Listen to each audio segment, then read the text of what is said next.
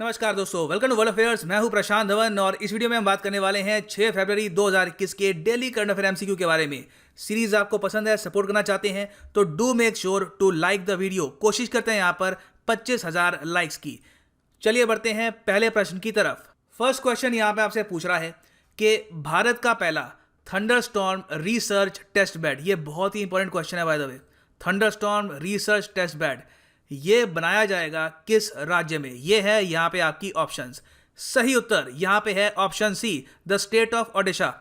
अच्छा, अब ये जान लो, ये जो नाम है थंडरस्टॉर्म रिसर्च टेस्ट बेड, ये क्या है? क्या ये देखो, इसके थ्रू हम कोशिश ये करेंगे कि जब बिजली गिरने से लोगों की डेथ होती है उस नंबर को हम कैसे कम कर सकते हैं, ये यहाँ पे कोशिश होगी। और इस टाइप का रिसर्च टेस्ट बेड बनाना काफ़ी बड़ी बात है, बहुत ही कम कंट्रीज के पास ऐसा टेस्ट बेड है। तो इंडिया अब ये टेस्ट बेड बनाएगा in the state of Odisha और इसकी अनाउंसमेंट करी है आईएमडी मतलब इंडियन मेट्रोलॉजिकल डिपार्टमेंट के डायरेक्टर जनरल ने। अच्छा, यहाँ पे डायरेक्टर जनरल कौन है? ये है डॉक्टर मृत्युंजय। अच्छा, डॉक्टर मृत्युंजय को भी एक बहुत ही खास टाइटल मिला हुआ है, ये मैं आपको बता दूं।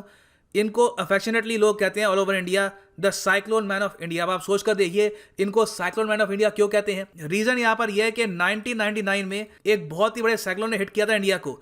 ये साइक्लोन आने वाला है, ये इंडिया को नुकसान पहुंचाएगा, इसके बारे में पहले ही प्रेडिक्शन कर दी थी डॉक्टर मृत्युंजय ने। तो याद रखिएगा, आईएमडी के डायरेक्टर जनरल भी हैं ये भी आपसे पूछ सकते हैं एग्जाम में। और आईएमडी के हेडक्वार्टर्स आपको कहां पर मिलेंगे? ये आपको मिलेंगे नई दिल्ली में। इसको फाउंड किया गया था कई साल पहले इन 1875। और ये किस मंत्रालय के अंडर आता है? ये आता है मिनिस्ट्री ऑफ अर्थ साइंसेस के अंडर। नेक्स्ट क्वेश्चन यहाँ पे आपसे पूछ रहा है कि हाल ही में किस स्टेट को मिला है उसका पहला ह्यूमन मिल्क बैंक 5 फरवरी को? ये है यहाँ पे आपकी ऑप्शंस। सही उत्तर यहाँ पर है ऑप्शन सी, केरला। जी हाँ, केरला में बन चुका है इनका पहला ह्यूमन मिल्क बैंक। ये देखिए बहुत ही इंपॉर्टेंट है। ये उन बच्चों के लिए काफ़ी इंपॉर्टेंट है जिनको ब्रेस्ट मिल्क मिल नहीं पाता बिकॉज ऑफ वेरियस इश्यूज।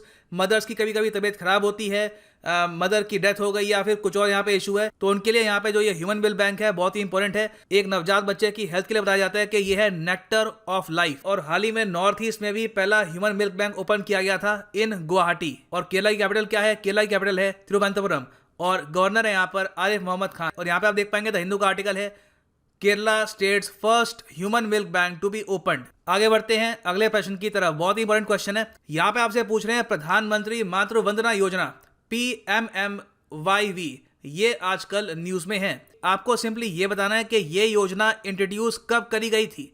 यहाँ पर सही उत्तर है ऑप्शन सी, 2017 में इस योजना को इंट्रोड्यूस किया गया था।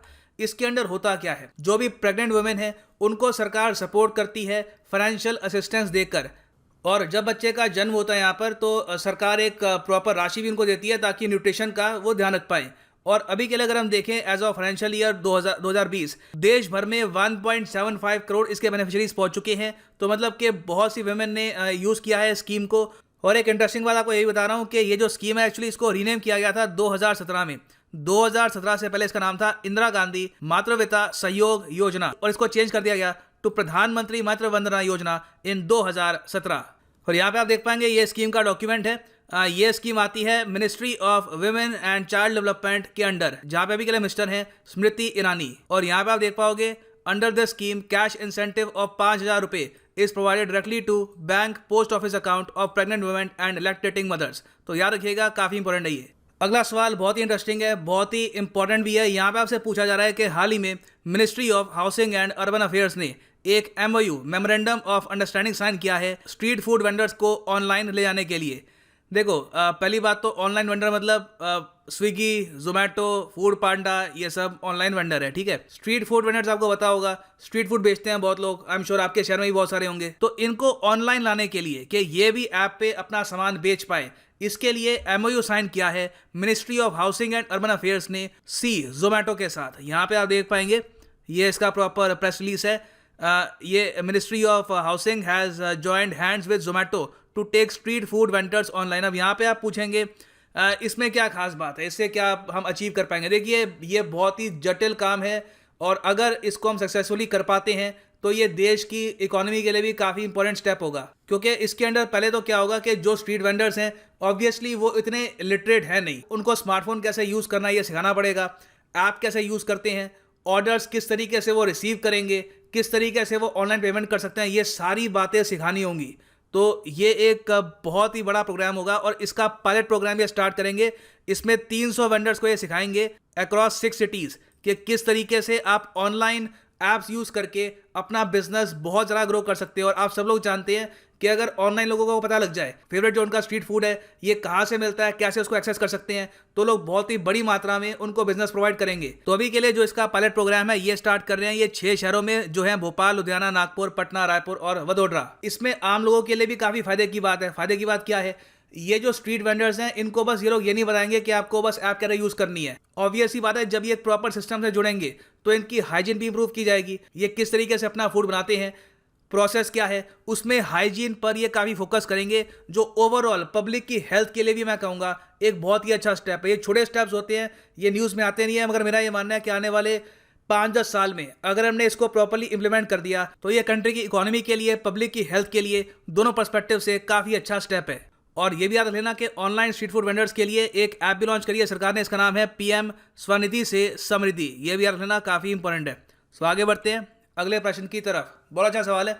यहाँ पे आपसे पूछ रहे हैं कि हाल ही में किसने ऑर्गेनाइज किया है एक international seminar arrow India show 2021 में। एरो इंडिया को बताओ काफ़ी न्यूज़ में है, बेंगलुरु में हो रहा है इस वक्त ये। तो इस दौरान इनमें से किसने एक इंटरनेशनल सेमिनार ऑर्गेनाइज किया है जिसका थीम है energising the research and development capabilities of industry for आत्मनिर्भर भारत। तो ये करके दिखाया है ऑब्वियसली ऑप्शन सी, डीआरडीओ ने। देखो एरो इंडिया में बहुत सी कंपनीज पार्टिसिपेट कर रही है दुनिया भर से, Boeing, Lockheed Martin, Russian companies हैं, स्वीडिश कंपनीज हैं। तो इस सब के बीच में डीआरडीओ ने यहाँ पर यह बताया है कि किस तरीके से हम भारत में रिसर्च एंड डेवलपमेंट की कैपेबिलिटीज एस्टैब्लिश कर सकते हैं। और इस सेमिनार में दुनिया भर से लोगों ने पार्टिसिपेट किया था, काफी हद तक ये न्यूज़ में भी है। यहाँ पे आप देख पाएंगे ये इसकी ऑफिशियल नोटिफिकेशन भी है, DRDO international seminar on energising R&D capabilities towards आत्मनिर्भर भारत। तो सारे पॉइंट्स याद रख लेना। एरो इंडिया बेंगलुरु में हो रहा है, डीआरडीओ का यहाँ पे एक इंटरनेशनल सेमिनार भी हुआ है। सो आगे बढ़ते हैं अगले प्रश्न की तरफ। यहाँ पे आपसे पूछ रहे हैं कि दुनिया की टॉलेस्ट सबसे लंबी स्विंग राइड ओपन की गई है किस शहर में। ये है यहाँ पे आपकी ऑप्शंस। सही उत्तर यहाँ पे है ऑप्शन डी, दुबई। जी हाँ, दुबई में ओपन की गई है वर्ल्ड्स टॉलेस्ट। यहाँ पे आप देखोगे सीएनएन का आर्टिकल है, world's tallest swing ride. Swing ride मतलब बहुत ही सिंपल शब्दों में एक झूला है, मगर काफ़ी सोफिस्टिकेटेड झूला है। बताया जाता है कि इसको 600 दिन लगे हैं बनने में और 120 डेज लगे हैं इंस्टॉल करने में, और टोटल यहाँ पे 421 टन स्टील इन्होंने यूज़ किया है। और ये स्विंग राइड है कहाँ पे, इन दुबई। ये लोकेटेड है बॉलीवुड पार्क्स में, बॉलीवुड थीम पार्क है वहाँ पर ये लोकेटेड है। तो याद रखिएगा, काफ़ी ये न्यूज़ में है। सो आगे बढ़ते हैं अगले प्रश्न की तरफ। यहाँ पे आपसे पूछा जा रहा है कि हाल ही में किसको अपॉइंट किया गया है as the interim director of the CBI. ये है यहाँ पे आपकी ऑप्शंस। सही उत्तर यहाँ पर है ऑप्शन ए, परवीन सिन्हा। परवीन सिन्हा को बनाया गया है interim director of the central bureau of investigation. अच्छा, एक क्वेश्चन मैं आपसे पूछता हूँ, बहुत इंटरेस्टिंग क्वेश्चन है। सीबीआई किस मंत्रालय के अंडर आता होगा? अब यहाँ पे टू बी ऑनेस्ट अगर स्लाइड मैंने लिखा ना होता ना यहाँ पे कि कौन सा मंत्रालय है, तो मुझे लगता नहीं है बहुत से लोग इसको आंसर कर पाते।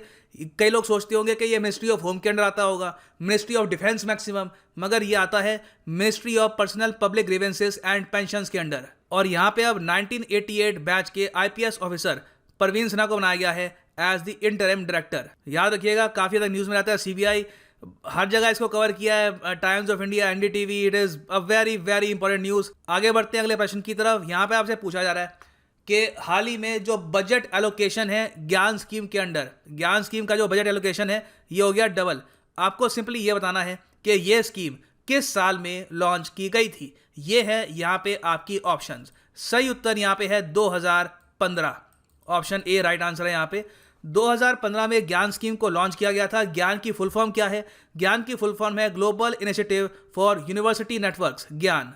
और ये स्कीम आती है मिनिस्ट्री ऑफ एजुकेशन के अंडर। इसमें होता क्या है, देखो इसमें कोशिश ये होती है कि दुनिया भर से जो बहुत बड़े साइंटिस्ट हैं, जो अकेडमिशियंस हैं, वो इंडिया में आए, हमारे इंस्टीट्यूट्स में लेक्चर्स दें, हमारे साथ ये नॉलेज शेयर करें अपनी। तो ये काफ़ी इंपॉर्टेंट है, global initiative of academics network, ज्ञान। इसका लोकेशन हो गया डबल। काफ़ी अच्छी बात है इंडिया के लिए, और इसको लॉन्च किया गया था 2015 में। यहाँ पे आप देख पाएंगे ये काफ़ी तक न्यूज़ में भी है आज के समय। नेक्स्ट क्वेश्चन यहाँ पे पूछ रहा है कि रिजर्व बैंक ऑफ इंडिया ने हाल ही में ऑपरेटर्स को ये कहा है कि जल्द से जल्द एक 24/7 हेल्पलाइन ओपन करो for digital payment services by when. ये है यहाँ पे आपकी ऑप्शन। सही उत्तर यहाँ पर है ए, सितंबर 2021। जी हाँ, अब जो भी आज के समय online digital payment service operators हैं, वहाँ पे आप कुछ पैरा भेजते हो, अब कुछ प्रॉब्लम आ गई, पैसे अटक गए, गलत जगह सेंड हो गए, तो उसके निवारण के लिए 24 आवर हेल्पलाइन काफ़ी इंपॉर्टेंट है। तो आरबीआई ने ये कहा है कि सितंबर 2021 तक ये हेल्पलाइन आप लोग सेटअप करिए। तो आगे बढ़ते हैं अगले प्रश्न की तरफ। यहाँ पे आपसे पूछा जा रहा है कि who has become India's youngest female pilot. देखो ये काफ़ी ज़्यादा न्यूज़ में है और यहाँ पर सही उत्तर है ऑप्शन डी, आयशा अजीज। ये काफ़ी ज़्यादा न्यूज़ में आज के समय आपको बहुत आर्टिकल्स मिलेंगे। इन्होंने अपना जो फ्लाइंग लाइसेंस है आज से करीब 9-10 साल पहले एक्वायर कर लिया था when she was 15 years old. So अब बात करते हैं उस क्वेश्चन की जो मैंने आपसे पूछा था 5 फरवरी 2021 को।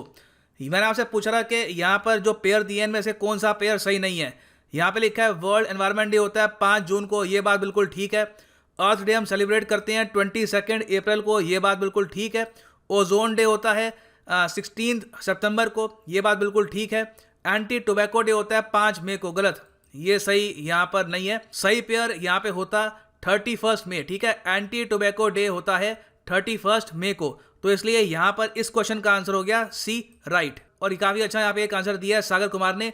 देखिए ज़रूरी नहीं है कि आपके आंसर को बहुत सारे लाइक मिले, बहुत आपका आंसर टॉप कमेंट्स में आए तो ही आपका आंसर फीचर होगा। अब बात करते हैं आज के प्रश्न की। बहुत अच्छा सवाल है, बिहार पीएससी में ये सवाल आ गया था 2017 में।